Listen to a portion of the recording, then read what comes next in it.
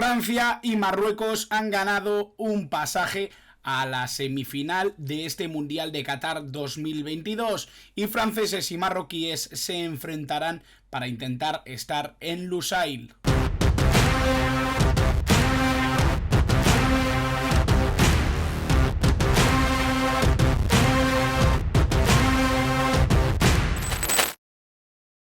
Muy buenas a todos y bienvenidos a un nuevo vídeo de mi canal, bienvenidos a esta segunda parte de esta previa que estoy haciendo de las semifinales.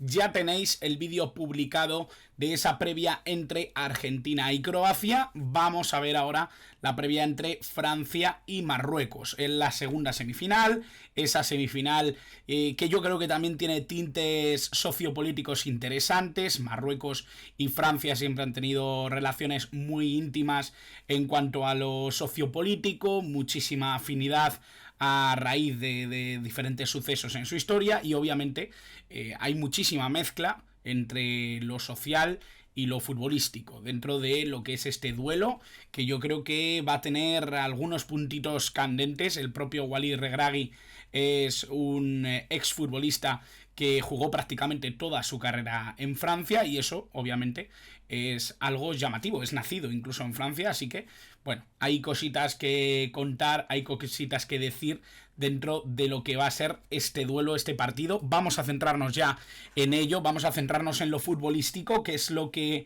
venimos a comentar en esta previa. Hay que decir que los cuartos de final de ambos equipos creo que fueron realmente sorprendentes, muy llamativos. En el caso de Marruecos, el camino que ha seguido ya sabemos cuál es. Una selección que ha sorprendido a todo el mundo, una selección que ha dejado un nivel futbolístico, creo, muy alto, a pesar de que haya gente que critique, pues que no proponen nada, que es una selección defensiva, que tiene ciertos problemas a nivel constructivo. Bueno, se puede decir que es una selección que intenta hacer que la defensa o que su fuerza defensiva sea la parte más importante de su juego, pero hay que decir que está aquí con total merecimiento después de eliminar además a España y a Portugal tanto en octavos como en cuartos. Creo que eso es algo evidente y obviamente Francia, creo que su camino ha sido más o menos regular. Es una selección que cada vez se parece más a la de 2018, con un Griezmann estelar, con Mbappé lanzadísimo, con Giroud espectacular. Creo que realmente Francia es una selección muy muy buena, pero ante Inglaterra dejó ver ciertos problemas defensivos que, ojito, con lo que pueden desatar en un partido contra Marruecos, que sabemos que es una selección que sobre el papel es mucho más débil, pero que puede darles problemas, igual que ha pasado ya con otras grandes selecciones como España o como Portugal. Vamos a ir poquito a poco, vamos a ir viendo esos antecedentes, dos enfrentamientos solo en la historia de estas selecciones, una victoria francesa, un empate, ninguna victoria marroquí. Esto ya de primeras nos da una información valiosa. Hay que decir que el último enfrentamiento fue un amistoso internacional. Ahí vemos una foto. Fue un resultado de 2-2, un 16 de noviembre de 2007. Si no me equivoco, algún gol marcado por Samir Nasri, para que os hagáis un poco la idea de los jugadores que estaban por ahí. De hecho, ahí vemos en la foto a Anelka. Creo que los choques de esta selección obviamente no nos pueden servir como parte de la integración o de la relación entre estas dos selecciones. Creo que 2 encuentros en tantísimos años no es representativo, pero bueno, ahí queda la curiosidad. El último encuentro es empate a 2 en 2007. Hay que decir también que bueno, vamos a empezar por Francia, vamos a empezar por la selección en teoría más potente, como ya he dicho. Una selección que le está funcionando muy bien a Deschamps, una selección que está funcionando muy bien en este Mundial, que está dando miedo, porque realmente es una selección muy bien construida, con mucha potencia, con mucha calidad en cada una de sus líneas, con elementos potentes también que pueden entrar desde el banquillo, pero sobre todo con una línea muy conjuntada, con un equipo muy bien construido en ese 11 inicial, que creo que incluso ante Inglaterra solo se hace un cambio. Creo que entra Coman, pero no necesita normalmente el intercambio de posiciones, no necesita que haya demasiados relevos. Es un equipo que, salvo que quiera cambiar algo a nivel táctico, Deschamps toca poco ese conjunto, ese elemento de jugadores que suelen ser titulares en Francia. Vamos a ver el recorrido que ha vivido la selección francesa. Ya sabemos, en su grupo ganó a Australia 4-1, ganó a Dinamarca 2-1 y Túnez se permitió el lujazo de ganar a su anterior. Y bueno, Francia en la última jornada se dio el lujo de perder contra su excolonia, Túnez. Un elemento también muy relacionado, ¿no? Con Marruecos, con ese pasado, con las relaciones sociopolíticas. Yo creo que también tiene un contenido especial este Francia-Marruecos. Precisamente con ese partido de Túnez vimos algunas carencias que podía llegar a tener Francia ante un equipo que sabemos que jugaba en bloque bajo, que buscaba luego la oportunidad, que ha brillado bastante, sobre todo en esos esfuerzos, en esa capacidad de ser un equipo que vaya todos a una. Creo que Túnez demostró que Francia no es infalible y eso yo creo que es algo que tiene muchísimo valor. En octavos Francia fue determinante contra Polonia. Creo que Polonia realmente incluso me parece que había pasado una fase más de lo que hubiera sido lógico. Y bueno, el partido contra Inglaterra, que me parece que fue un espectáculo. A nivel defensivo es verdad que dejaron mucho que desear ambos equipos, pero creo que estamos ante uno de los mejores encuentros sin duda de todo el mundial a nivel de espectáculo, más allá de lo técnico, que como me comentaba Repo Guzmán en Twitter, muchas veces cuando tienes la mirada técnica de mirar los fallos tácticamente, cómo ha actuado uno u otro, se le ven más disparidades o problemas, ¿no? Pero realmente como espectáculo, es verdad, ese Inglaterra-Francia que acabó 1-2 fue un espectáculo. Y bueno, ya vemos por aquí a Didier Deschamps, un hombre en el que yo no confiaba absolutamente nada, tengo que decirlo. No es un entrenador que a mí me deje muy, muy contento, no es un entrenador que su plan me convenciera demasiado. Hay que decir que todo cambia un poco con la baja de Karim Benzema. Y esto puede sonar muy raro y lo he dicho en varias ocasiones. Me repito porque creo que es importante decirlo. Creo que la baja de Benzema abre ciertas puertas a esta Francia que la permiten comportarse como el colectivo que llegó a la final y que la ganó en 2018. Creo que esta Francia se parece mucho más a esa versión ganadora aplastante de 2018 que la que vimos precisamente en la Eurocopa. Me parece que esa Eurocopa muestra que los cambios generados en esa Francia no daban demasiada información interesante de la Francia que creíamos que podía evolucionar hacia algo positivo, ¿no? O que tendría un gran recorrido. Realmente se acabó muy pronto el efecto de 2018 y lo que vimos de esa Francia, la verdad es que a mí no me generaba nada. No, la propuesta de Deschamps de cara al Mundial tampoco me parecía satisfactoria, pero la baja de Benzema les ha hecho acercarse más a esa versión, a una propuesta que casi es un 4-2-4 generalmente, más que un 4-2-3-1. Muchas veces lo vamos a ver de esa manera. No obstante, bueno, podéis dejar en comentarios un poquito qué os parece, pero sí me parece que es una selección que se apoya mucho en sus estrellas. Sobre todo ofensivamente creo que hay un desequilibrio evidente hacia Griezmann y hacia Mbappé. Creo que es algo muy, muy claro. Y bueno, lo vemos también, ¿no? En los lados de ataque más utilizados, un 40% por banda izquierda, que es donde suele situarse Kylian Mbappé. Es un futbolista que suele caer más en esa banda que en la derecha, que suele quedar para Ousmane Dembélé. En el centro es verdad que no hay demasiada participación, puesto que los jugadores que son doble pivote, es un Tchouaméni Rabiot. Es cierto que aunque Tchouaméni me parece que es un jugador más vertical, que tiene llegada, lo vimos precisamente en ese gol contra Inglaterra, ¿no? De segunda línea, un disparo desde fuera, muy potente, muy bien dirigido, pero me parece que es una selección que tiene pocas posibilidades para que el protagonismo esté en el centro del campo. Realmente pasa toda la bola a 3/4 a la zona ofensiva. Hay jugadores de muy buen toque, además de tener esa velocidad, esa capacidad para llegar con peligrosidad. Dembélé, obviamente, a mí me parece que es un recurso que en muchos niveles es desbordante, es un jugador que en el 1 contra 1 te llega a agotar, no sabes cómo leer su jugada por ser tan ambidiestro. Y bueno, yo creo que ese tipo de detalles pues al final le dan más la potestad, la competencia y el control a la zona ofensiva más que al centro del campo, ¿no?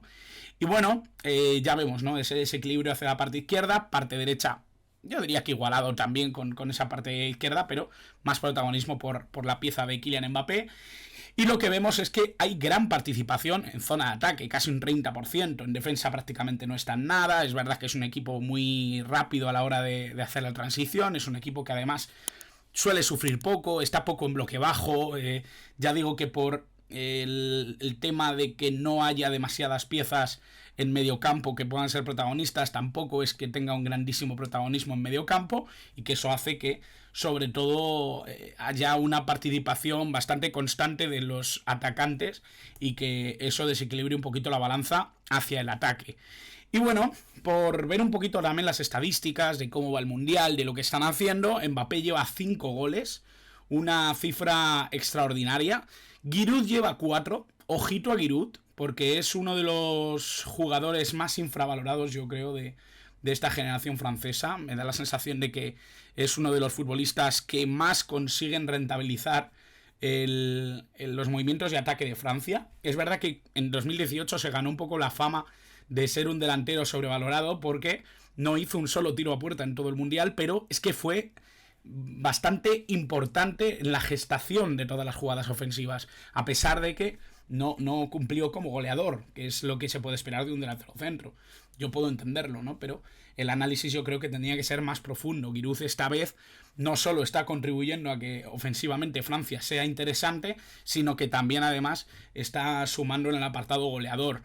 Rabiot ha conseguido otro gol y Tchouaméni, como ya sabéis, ese gol también contra Inglaterra. Y en asistencias, también muy interesante lo que podemos ver de estos datos. Griezmann con 3 asistencias, Mbappé con 2, Dembélé con 2, Theo Hernández también con 2 y Rabiot con 1. Griezmann está siendo especialmente importante. Las 2 asistencias en el partido contra Inglaterra son suyas, por lo tanto creo que es algo a valorar.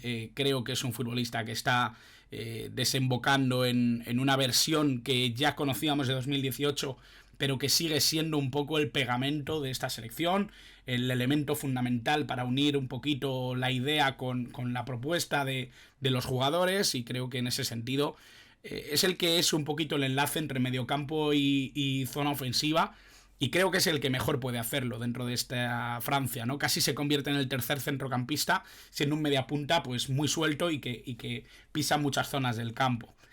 Vamos a ver un poquito este 11, que es el que puede alinear Francia en el partido contra Marruecos. Lloris en portería, línea de 4 atrás con Theo Hernández en banda izquierda, Koundé en banda derecha, Upamecano, Varane como pareja de centrales. En el centro del campo, como ya he dicho, el doble pivote Tchouaméni, Rabiot. En la izquierda Mbappé, como enganche Griezmann. En la derecha Dembélé y por arriba Giroud.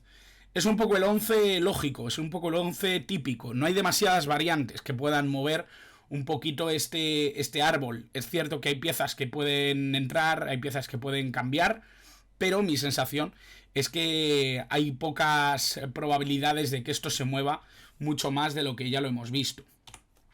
Y bueno, por destacar piezas, ¿no? Ya sabéis que destaco siempre 3 piezas. Obviamente Kylian Mbappé me parece una pieza importantísima, ya no solo por el aporte goleador, sino también por el desequilibrio que provoca, ¿no? Es un jugador con una velocidad endiablada, que no le estoy viendo tan protagonista como quizá la gente espera.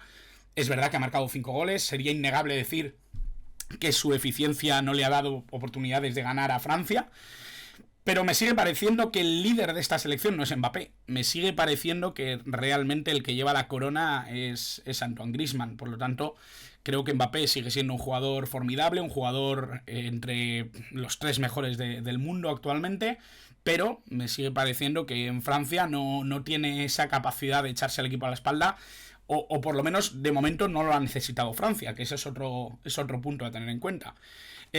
Griezmann, por supuesto, el líder incontestable, el Principito, creo que ha madurado muchísimo dentro de esta Francia. Ya lo hizo en 2018, como digo. El viaje le está llevando a volver a mostrar su mejor versión con Le Bleu. Y bueno, Olivier Giroud, que a mí me parece que está en un estado formidable de forma, un jugador que potencia muchísimo de espaldas a la portería a sus compañeros, pero que luego además tiene esa capacidad para ver puerta con relativa sencillez, para hacer fácil lo difícil. Creo que es un jugador formidable. Yo creo que hace falta verle más y que hace falta valorarle en su justa medida. Y bueno, por ir comentando también otras piezas, que creo que también es interesante ir tocando otras piezas, y he querido destacar a Kingsley Coman, un jugador que ha participado bastante en las segundas partes, un futbolista que da otro desequilibrio, que da otra verticalidad.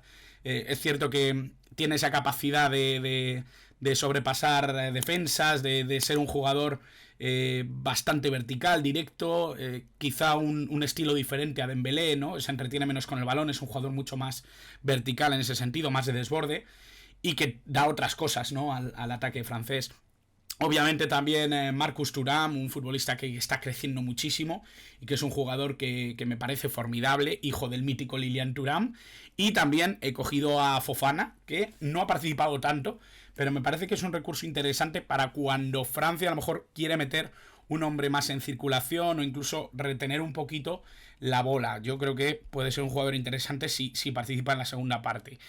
Y bueno, llegamos al apartado de la gran sorpresa de Marruecos, de esta Marruecos que nos ha ganado un poco a todos el corazón desde desde lo místico, ¿no? Desde lo anecdótico, porque no deja de ser la primera selección africana que se mete en semifinales de un mundial. Creo que es algo histórico, creo que es algo muy llamativo y muy interesante el poder valorar en su justa medida lo que significa esto para África y lo que significa esto para una selección como la de Walid Regragui. Una selección muy muy interesante desde el punto de vista táctico y una selección que ha crecido mucho incluso desde la fase de grupos, ¿no? Yo creo que ya demostró que era muy sólida en defensa contra Croacia, una selección propositiva, que amasa el balón, que tiene capacidad para jugar en un nivel muy alto con esos centrocampistas y que salvó ese 0-0 con Bélgica. Ya empezó a sonar muy fuerte con esa victoria 0-2, con el despliegue ya definitivo de Hakim Ziyech, con la especial participación de Amrabat, un pivote que creo que está siendo muy sorprendente para la mayoría de la gente. Y bueno, obviamente esa victoria ya final contra Canadá. Creo que Canadá mereció más en este partido, pero Marruecos se lo llevó, lo consiguió la selección de Regragui y bueno, esos 7 puntos les sirvieron para ser líder de grupo y para poder clasificarse y enfrentarse a España en octavos de final. El 0-0, bueno, yo diría que fue casi milagroso, ¿no? Es verdad que España no propuso a nivel ofensivo grandes cosas más allá de dominio y más allá de circular la pelota.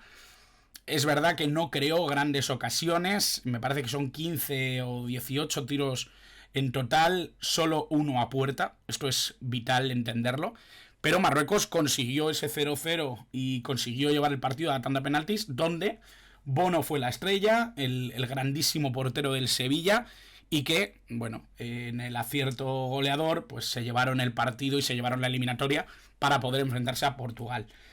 Una Portugal que se ha llevado quizá la gran decepción, ¿no? de esta generación, el poder ver a Cristiano Ronaldo, uno de los mejores futbolistas de la historia, uno de los grandes goleadores de los últimos 30, 40, 50 años. Creo que estamos hablando de una debacle brutal, ¿no? Porque Portugal además propuso más o menos un plan parecido que en el de España. Es verdad que Portugal tiene otros caminos, tiene otra verticalidad, tiene otra capacidad para intentar o fomentar jugadas de peligro.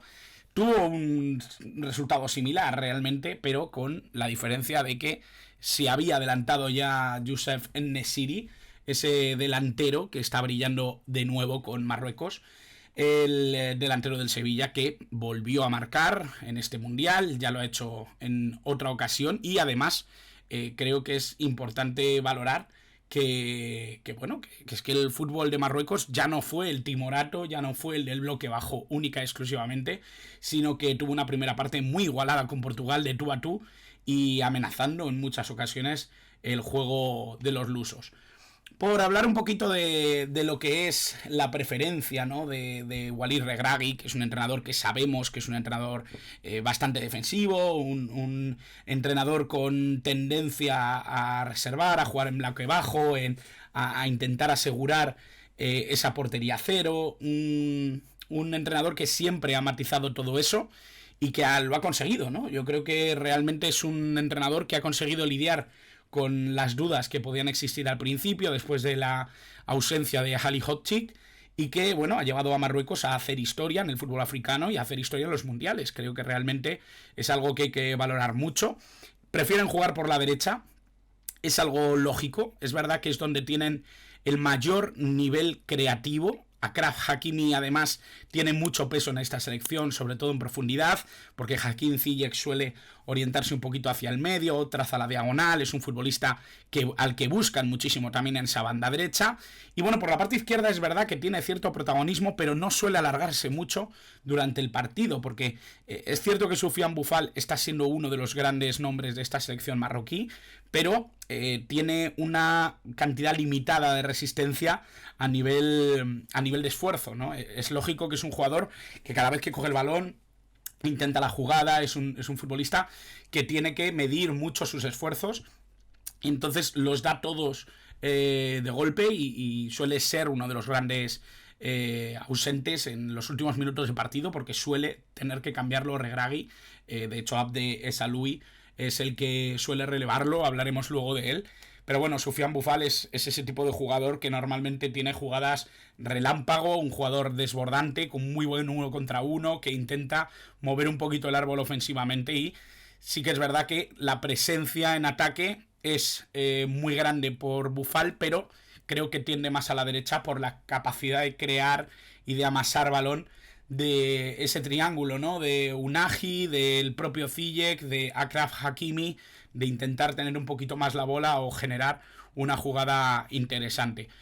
Y bueno, aquí vemos un poquito lo que comentábamos. La participación y las zonas de acción de Marruecos sobre todo se enfocan en zona defensiva, en bloque bajo y en el mediocampo, ¿no?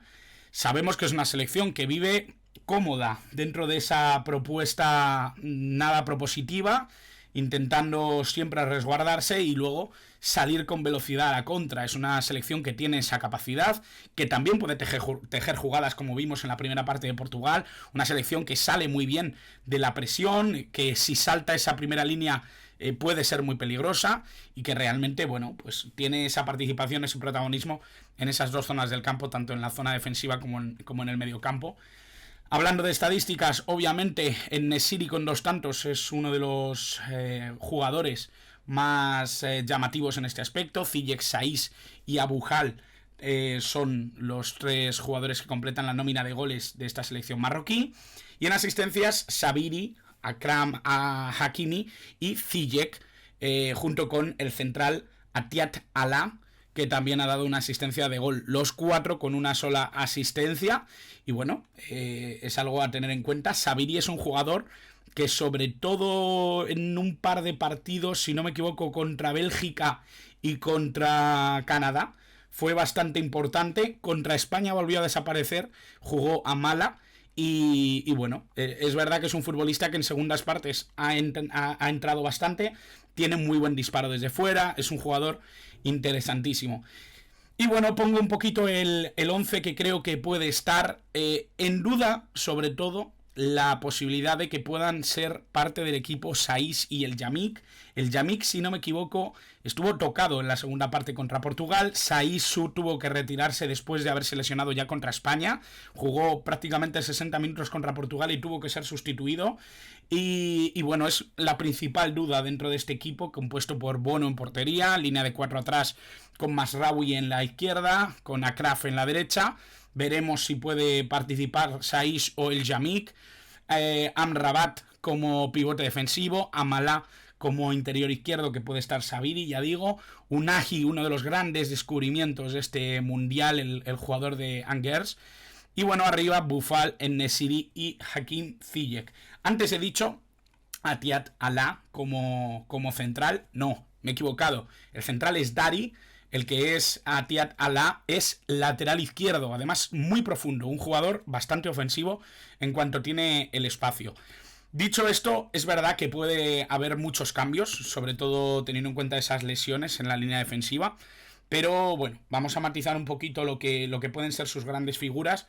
Para mí, Ziyech, Amrabat y Unagi son las tres piezas fundamentales de esta selección, más allá de que Bono haya tenido muy buenas intervenciones, incluso esa ronda de penales contra España, más allá de que En-Nesyri haya sido una figura goleadora, más allá de que el propio Sabiri haya tenido peso específico, o Hakimi.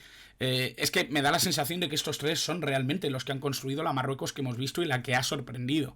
Principalmente Ziyech, un jugador con una técnica y una creatividad extremas, que participa mucho desde la banda, pero que está más para llegar a zona de carril central que para estar en banda. Un jugador con menos profundidad de la que se puede esperar de un extremo, pero que tiene la calidad suficiente como para asistir y para ver la jugada, incluso un tiro desde fuera portentoso. Soufiane Amrabat, un pivote que está en todo, que es un pulpo absoluto, anticipación, capacidad de ganar duelos, un jugador súper luchador y que tiene un giro de cintura excelente para poder salir con el balón jugado rápidamente después de robo.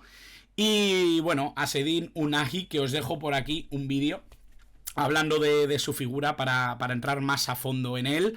Creo que es un futbolista portentoso, que está demostrando en este mundial que tiene capacidad para estar en un peldañito por encima de lo que le hemos visto hasta ahora en Angers, en la liga francesa, que está sufriendo ahora mismo bastante dentro de la primera división francesa, pero creo que junto con Buffal, precisamente, creo que es un interior con muchísimas posibilidades, bien para jugar más como mediocentro, en un doble pivote, o bien más allá de esas ayudas defensivas, ese recorrido, esas distancias que está haciendo en este mundial.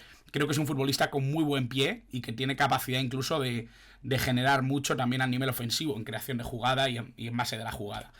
Y bueno, por tener también algún nombre que se sale de lo habitual o que se sale un poco de lo que viene a ser el once inicial de la selección marroquí, he querido tener también a Hamdallah, un futbolista que vuelve después de la cesión de Halilhodžić, un jugador que estaba reñido completamente con el anterior seleccionador y que vuelve precisamente con Regragui, un delantero que ha utilizado sobre todo en fase de grupos, luego ha tirado más por Chedira, que creo que no va a poder estar en el próximo partido porque fue expulsado contra Portugal en los últimos minutos.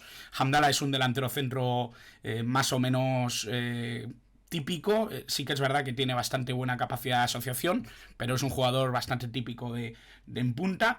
Luego está Sabiri, del que ya he hablado, dio una asistencia, un futbolista que además tiene algo de gol, que tiene buen tiro exterior, creo que es un jugador bastante interesante también. Y Abde Saloui, el jugador de Osasuna, cedido por el FC Barcelona, muchísimo regate, un jugador que suele entrar por Buffal y que tiene ese tipo de juego parecido al del ex del Celta, el jugador de Angers. Creo que Abde es un futbolista de futuro muy interesante para la selección marroquí y que aunque no esté participando todo lo que pueda parecer que sería para un jugador de esta dimensión, creo que en el futuro va a ser importante. Y bueno, por hablar un poquito de porcentajes, igual que hice en el anterior vídeo, creo que es interesante también decir que sobre el papel Francia está claramente por encima. Esto es innegable, más allá de lo que luego cada uno pensemos, ¿no? Porque realmente los porcentajes, como ya dije en el otro vídeo, son algo estimativo, son algo que es algo que no nos lleva a nada, ninguna certeza, pero sí que nos da la posibilidad de ver un poquito con la suficiente distancia qué puede pasar, ¿no? en este duelo. Y a mí me parece que Francia sobre el papel es muy superior a Marruecos, más allá de que Marruecos tenga la posibilidad de ponerle las cosas muy difíciles a Francia. Yo no me muevo un ápice de los porcentajes, por ejemplo, que di en cuartos de final, o del porcentaje que le di a España contra Marruecos. Son selecciones que han dominado a Marruecos, tanto Portugal como España, pero que luego, por vicisitudes del destino, por lo que es el fútbol, por lo que puede provocar también una gran táctica, pues las cosas pueden cambiar. Y muchas veces la táctica está ahí para eso, para igualar el nivel de dos equipos contendientes, para intentar, en muchos casos, potenciar el talento y en otros casos anular el talento del rival. Y en ese sentido creo que tenemos que ir conviviendo cada vez más con esto, porque el Mundial va hacia ese lado, ¿no? Ya no solo con los partidos vistos, yo creo que realmente en general en la historia de los Mundiales esto se ha ido viendo cada vez más y que nos tenemos que ir acostumbrando a que quizá sea la tendencia, no sé si a un muy largo plazo, pero sí en el futuro reciente. Yo creo que en el futuro cercano yo creo que esto puede seguir pasando. Así que esta es un poco mi visión de lo que puede ser este Francia-Marruecos. Un partido con un peso sociopolítico evidente, un partido con una distancia de talento de nivel bastante evidente también, pero que, como digo, la táctica puede hacer maravillas y nos puede dar un partido excelente entre dos selecciones que yo creo que son muy llamativas y que están sorprendiendo. Ambas por cosas muy distintas, pero que están sorprendiendo en este Mundial de Qatar 2022. Un puesto solo para la final desde esta semifinal. Uno de los dos va a estar en Lusail enfrentándose a quien gane de ese encuentro Argentina-Croacia. Ya sabéis que siempre os invito a dejarme comentarios sobre lo que queráis. Dadme el like si os ha gustado el vídeo, si os gusta mi contenido, suscribíos si os gusta lo que hago, si queréis formar parte de esta comunidad, dadle a la campanita si no os queréis perder nada, porque queda todavía algo de mundial y vamos a intentar aprovecharlo y disfrutarlo a tope, al máximo de este fútbol que tanto nos emociona en este torneo que tanto amamos. Así que, nada más, muchas gracias por estar al otro lado.